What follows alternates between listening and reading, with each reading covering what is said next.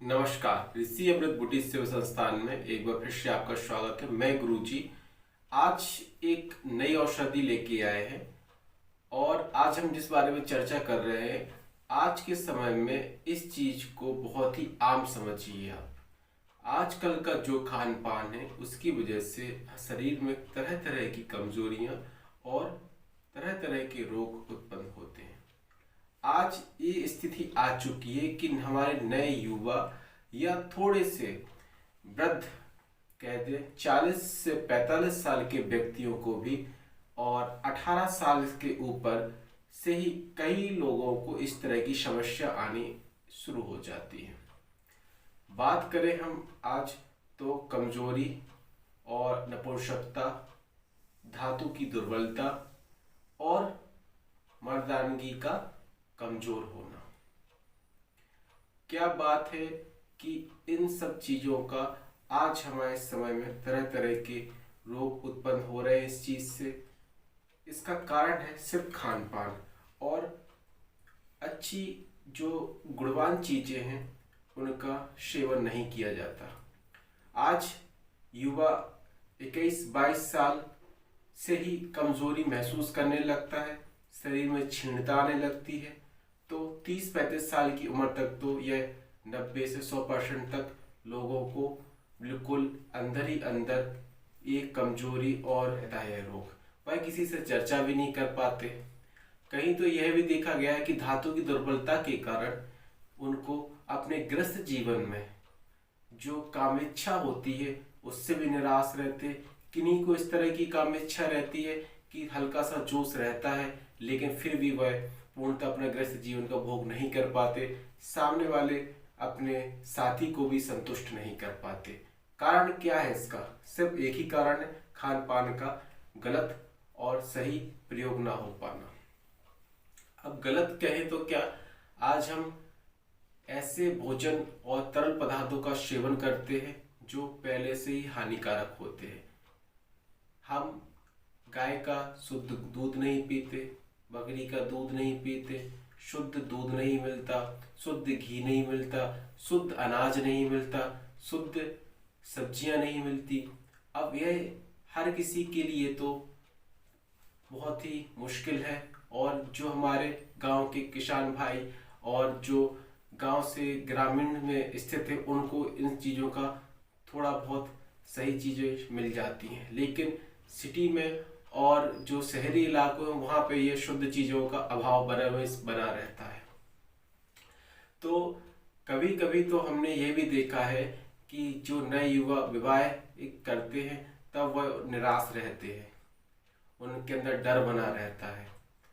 तो आज हम बात करते हैं शादी की तैयारी, क्योंकि हमारे जो पूर्वज थे, जो गांव थे, उस टाइम पे क्या होता था, जब किसी युवा की शादी होती थी तो उसको घी और जो गकड़ियाँ बोलते हैं आज समय, उससे बड़ी अच्छी गेहूँ, शुद्ध गेहूं के और रोटियों को अच्छा मोटा करके, जिन्हें गकड़ियाँ बोलते हैं, उसमें घी लगाकर अच्छा सेवन कराया जाता था। घी, दूध, मलाई इसका सेवन करते थे और शुद्ध शाकाहारी भोजन करते थे जो बलदायक होता था।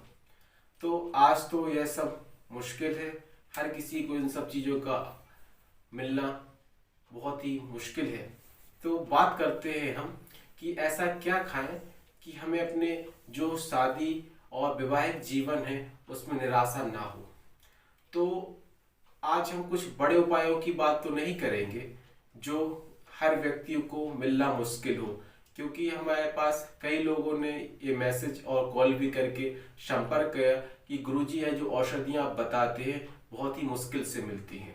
तो उन सब को हम ध्यान में रखते हुए आज कुछ छोटे से और बहुत ही कारगर और अचूक नुस्खे बताने वाले हैं आपको।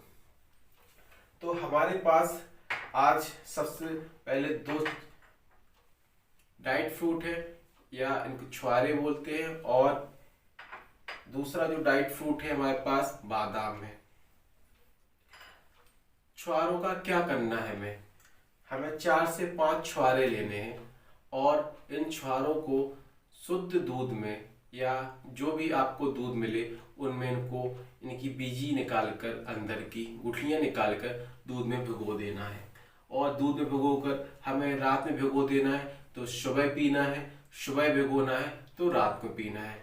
2 छुहारे सुबह भिगोना है तो उसका सेवन हमें शाम को करना है। और जिस दूध में हम इनको भिगाएंगे उसको थोड़ा सा अगर आप चाहें तो पकाकर भी सेवन कर सकते हैं, अन्यथा सीधा ही छुहारों को चबाकर दूध पी सकते हैं। यह ऐसा नुस्खा है कि कैसा भी कमजोर दुर्बल पुरुष हो, जी कैसा भी दुर्बल और कमजोर पुरुष हो, वह निराश रहता हो, तो ज़्यादा नहीं हम बड़ी बात करेंगे, सिर्फ 25 से 30 दिन अगर इसका निरंतर सेवन किया जाए तो उसको जो अंदरूनी कमजोरी है और निराशा है वह दूर हो जाएगी और वह अपने गृहस्थ और वैवाहिक जीवन के लिए पहले से भी कई गुना सदस्य और तंदुरुस्त हो जाएगा और अपने गृहस्थ जीवन को अच्छे से भोग कर पाएगा। और दूसरा जो उपाय हम आपको बता रहे हैं, यह बादाम की गिरी है।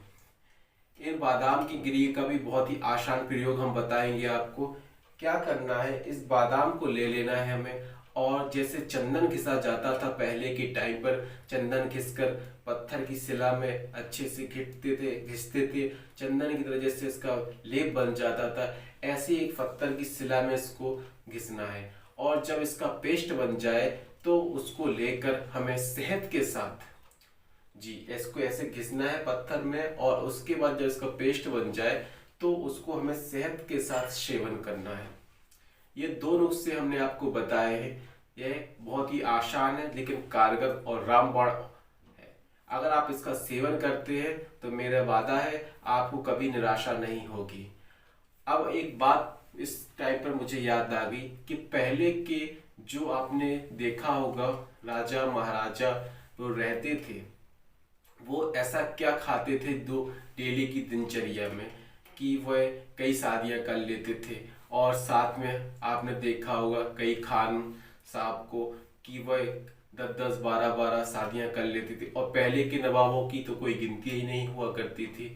तो अगर आपको हम बिल्कुल आसान तरीका बता रहे हैं, अगर आप अपनी दिनचर्या में डेली भोजन के समय कच्चा प्याज जितना भी अधिक मात्रा में हो, 4 से 5 प्याज अगर खाते हैं कच्चा प्याज, तो मेरा वादा है आपकी धातु में कभी दुर्बलता नहीं आएगी, आपके शरीर में कोई भी नामर्दानगी जैसी जो कमजोरियां आती हैं वो नहीं आएंगी। आपका स्वास्थ्य और जो काम इच्छा है हमेशा पहले की तरह युवा और जवान रहेगी। वृद्धों में भी यह जवानी बरकरार रखती है, सिर्फ कच्चा प्याज का सेवन करते अगर हम रहते हैं। कच्चे प्याज को राजा महाराजा लोग अपने दिनचर्या में खाते थे। आज है कि हम कच्चा प्याज का सेवन नहीं कर पाते, लोग खाते बोलते प्याज खाने से मुंह से स्मेल आ रही है, बदबू आ रही है, दुर्गंध आती है। भाई अच्छी औषधि का अगर हम सेवन करते हैं, ठीक है, अगर आपको इन सब चीज़ों से दूर रहना है तो आप तो कमजोर रहेंगे ही। तो हमारा सिर्फ यही कहना है कि आप अपनी डेली की दिनचर्या में अगर इन सब चीज़ों का सेवन करते हैं तो आपको अपने वैवाहिक जीवन में कभी निराशा नहीं होगी और आप हमेशा वृद्ध में भी युवा बने रहेंगे। आप इस नुस्खे को आजमाइए और अपने गृहस्थ जीवन को बरकरार रखिए और अपने साथी को हमेशा संतुष्ट कर पाएंगे। अगर किसी कारण बस आपको कहीं पर ये महसूस होता है कि मैं कमजोर हो गया हूँ, हीन हो गया हूँ भावना, तो ज़्यादा कुछ नहीं, मैंने आपसे बोला 25 से 30 दिन इसका सेवन करिए। अन्यथा हमने आपको कई वीडियो बनाकर दिए भी हैं। अगर उन औषधियों का भी सेवन करते हैं तो आप अपने गृहस्थ जीवन और धातु की जो दुर्बलता है, नपुंसकता है, उससे निजात पा सकते हैं। तो इसी के साथ हम विदा लेते हैं। अगले वीडियो में फिर हम आपके सामने आएंगे और कुछ ऐसे नुस्खे बताएंगे जो वृद्ध को भी युवा बना दे और युवाओं के भी जो बाल आजकल देखते हैं हार्मोन्स असंतुलन की वजह से बाल सफ़ेद हो जाते हैं और शारीरिक कमजोर, उन्हीं के लिए एक नुस्खा बताएंगे हम जो युवा हमेशा युवा बना रहेगा और वृद्ध भी युवा की तरह रहेगा। तो अगली वीडियो में फिर आपसे मुलाकात होगी। नमस्कार।